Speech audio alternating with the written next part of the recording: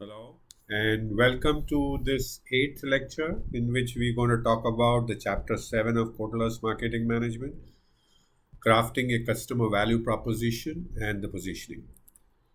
We've been helping you do two things. One is answer any questions asked and provide solutions to the cases in this part 3 of Kotla's Marketing Management, 14th and 16th edition, developing a viable market strategy. In this specific lecture, what we will do is recap the concepts taught in chapter 7 of crafting a consumer customer value proposition and positioning, and learn the answers to any questions that have been asked in this chapter, and also learn the solutions to the cases given in this chapter.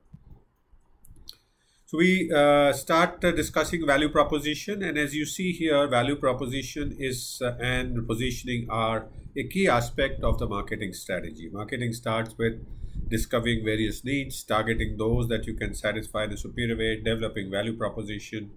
Customer recognize, and once you start delivering that, customer recognize the distinctive feature of the offering. Company delivers the high customer value, and then a repeat purchase happen, and the company makes a good amount of profit. And in this, you see is developing value proposition and positioning the offerings is a key aspect of marketing strategy. Before we get into developing a value proposition, let's quickly recap how do customers ultimately make choices. Customers tend to be value maximizer within the bounds of search cost and limited knowledge and mobility. So there is a certain limit, upper limit to the cost and limited knowledge that they have. And they choose an offer that they believe will deliver the highest value and act on it.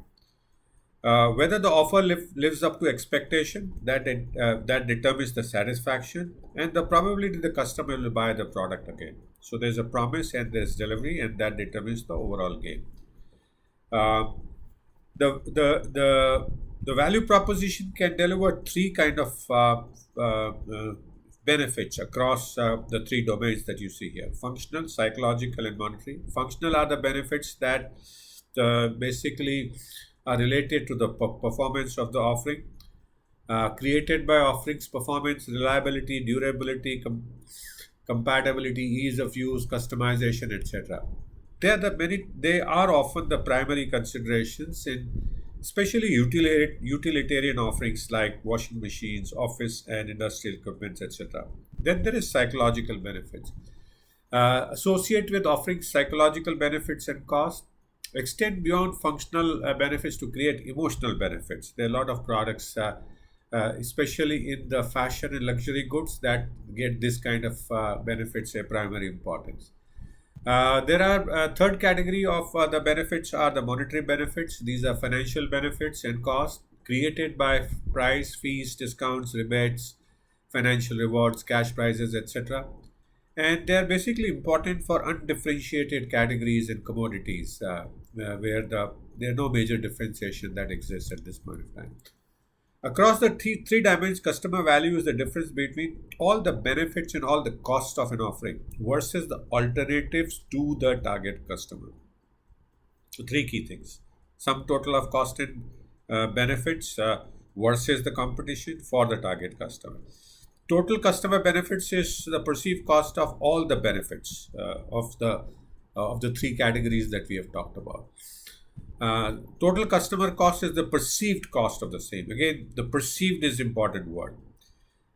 Customer value proposition is based on the difference between the two, between the total cost and the total perceived benefits, and the whole cluster of benefits the company promises. It's more than the core positioning.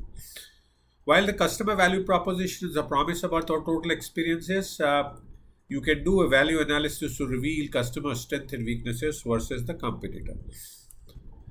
Customer value analysis is basically identifying relevant attributes and benefits for the customer value, assessing the relative importance of these attributes, assess across company and competitor performance on these key attributes, and monitor customer value over a period of time.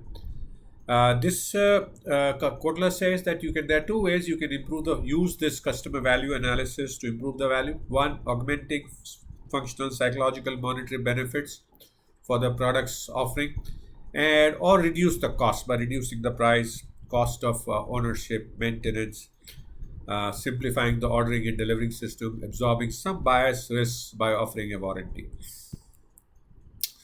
How do you go about developing a positioning strategy? Before that, let's look at what is positioning. Positioning is the act of designing a company's offering an image to occupy a distinctive place in the minds of the target customer to maximize the value for the firm.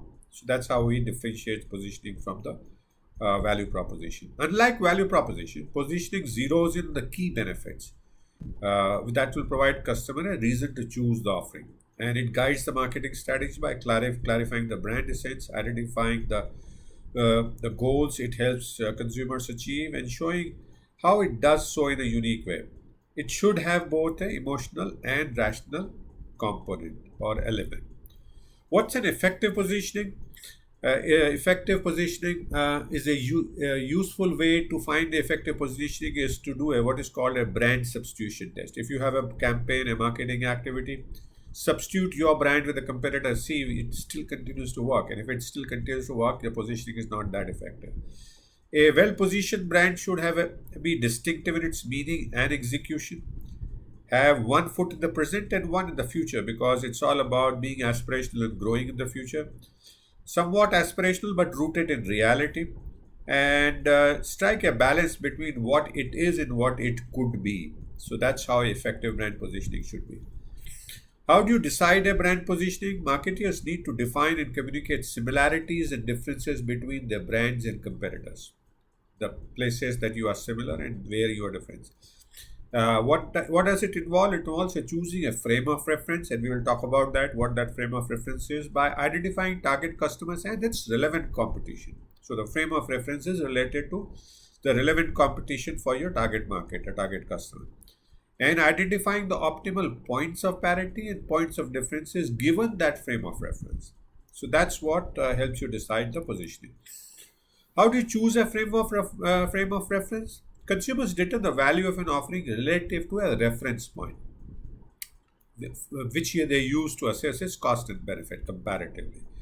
The offering can be attractive or not attractive based on this reference point, and this reference point serves as a benchmark. A right frame of reference can be very useful when highlighting the value of an offering. If you are comparing your product versus already a strong brand, obviously it is not the right way to do, and you will not have a great value being communicated. And you can have a great value by communicating versus a weaker player.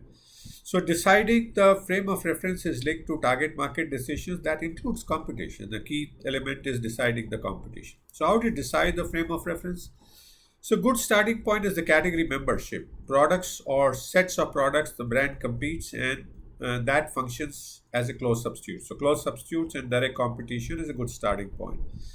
That range of actual and potential competitor can be more extensive than obvious ones. It need to include new uh, uh, uh,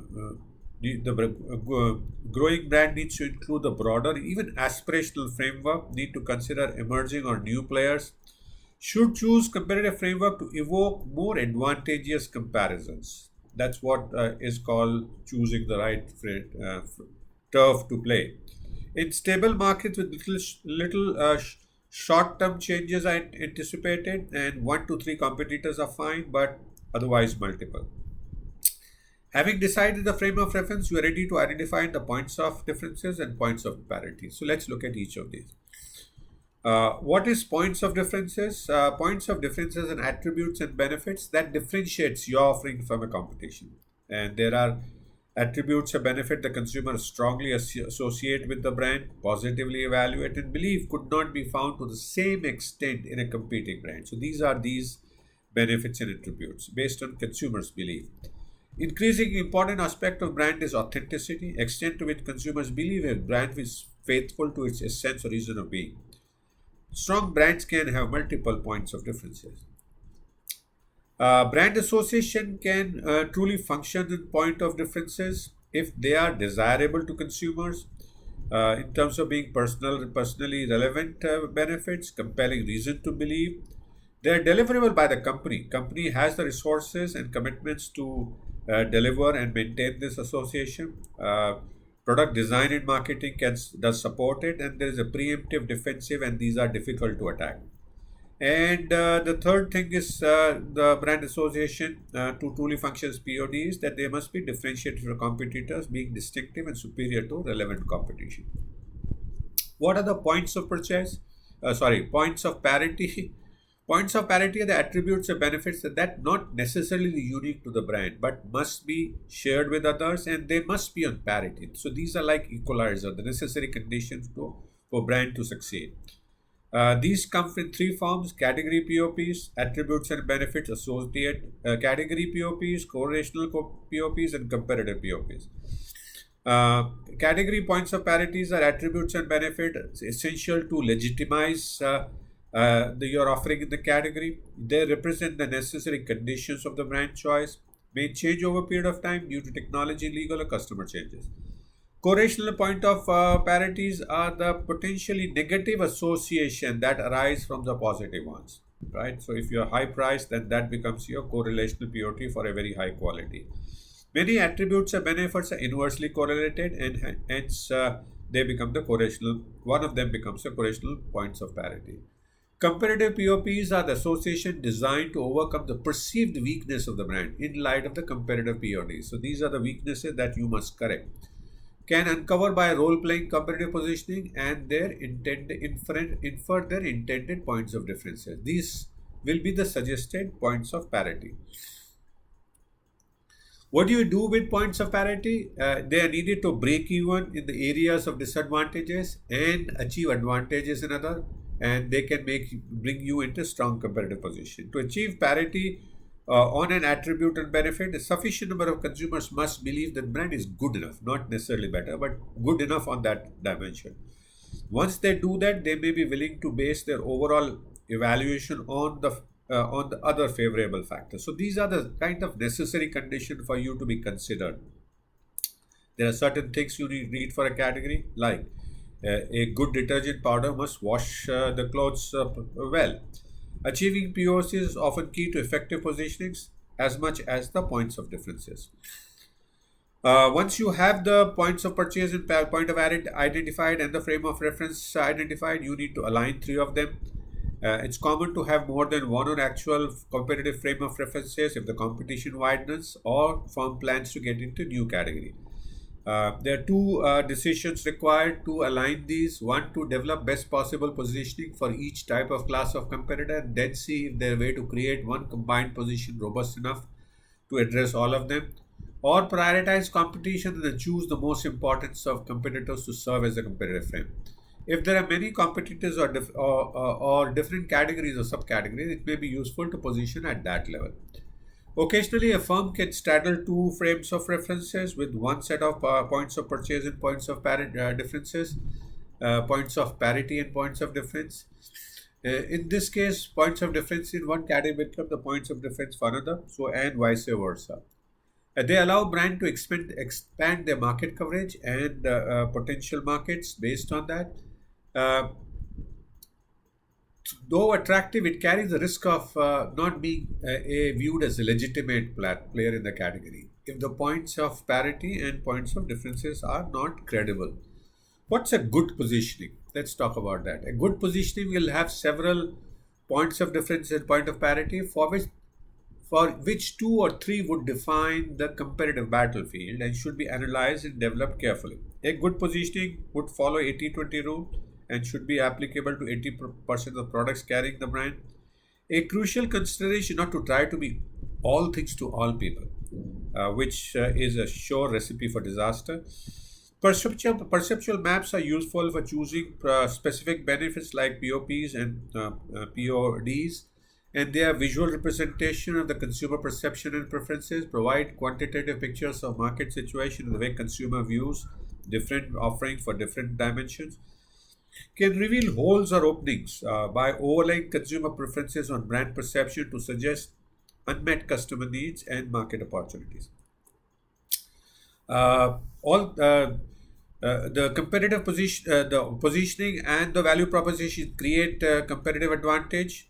What is competitive advantage? Is the ability to satisfy customer needs better than competing brands. It gives customer a reason to choose an offering compared to other alternatives, and it is important to avoid commodity traps. Few competitive advantage inherently sustainable as they get copied because competition is always watching you out.